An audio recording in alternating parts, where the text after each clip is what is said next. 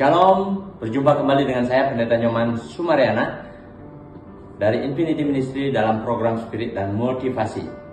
Tema bulan ini adalah pentingnya pemurnian dalam menyambut kedatangan Tuhan Yesus Kristus. Ayat firman Tuhan yang mengatakan demikian dalam Mazmur 60 ayat yang ke-10. Sebab Engkau telah menguji kami ya Allah, telah memurnikan kami seperti orang memurnikan perak.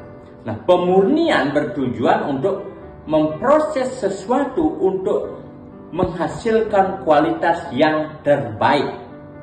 Emas, perak, keramik, semua hal-hal yang memiliki mutu tinggi itu melalui proses pemurnian yang luar biasa. Emas dibakar sedemikian rupa sampai menjadi emas yang murni, di mana saat proses pembakaran itu semua hal-hal yang lain, kotoran-kotoran yang menempel pada emas itu tersisihkan. Yang tersisa adalah gumpalan emas yang murni. Demikian juga kehidupan kita, orang-orang percaya. Setiap kita perlu dimurnikan. Kenapa? Karena pada dasarnya semua orang sudah berdosa dan kehilangan kemuliaan Allah. Oleh karena kasih karunia, kita dibenarkan secara cuma-cuma oleh penebusan Yesus Kristus. Mazmur Daud mengingatkan kita semua, dalam dosa aku dikandung oleh ibuku. Maka dari itu, proses pemurnian sangat penting.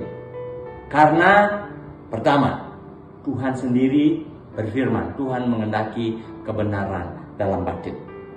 Mazmur 51 ayat 6. Sesungguhnya engkau berkenan akan kebenaran dalam batin, dan dengan diam-diam engkau memberitahukan hikmat kepadaku. Proses pemurnian harus terjadi karena Tuhan mengendaki kebenaran dalam batin. Hati kita penuh dengan tipu muslihat, hati kita penuh dengan hal-hal yang jahat, sehingga banyak orang bersandiwara, banyak orang yang melakukan tipu daya. Walaupun mereka sudah ke gereja, walaupun mereka sudah lakukan ritual-ritual agamawi, tetapi masih ada hal-hal yang tidak benar. Maka dari itu Tuhan mengizinkan proses pemurnian dalam hidup kita sampai ditemukannya kita murni dan tak bercacat celah. Yang pertama, pemurnian terjadi karena Tuhan mengendaki kebenaran dalam batin. Yang kedua, pemurnian harus terjadi karena setiap kita akan menghadap tahta Tuhan. Orang-orang yang sudah melewati pemurnian akan masuk ke dalam tempat kudus Tuhan, di mana mereka penuh sukacita menaikkan pujian, penyembahan, menikmati hadirat Allah. Dan poin ketiga, kenapa pemurnian itu penting? Sampai satu ketika dikatakan kita akan masuk kepada pesta perkawinan anak domba. Orang-orang yang sudah melewati pemurnian, mereka akan menerima kain lenan halus yang berwarna putih. Maka dari itu, dalam waktu yang masih ada saat ini, yang masih diberikan oleh Tuhan, marilah kita tetap setia, tetap waspada, tetap berjaga-jaga. Lakukan hal yang baik, lakukan hal yang benar, lakukan hal yang berkenan di hadapan Tuhan.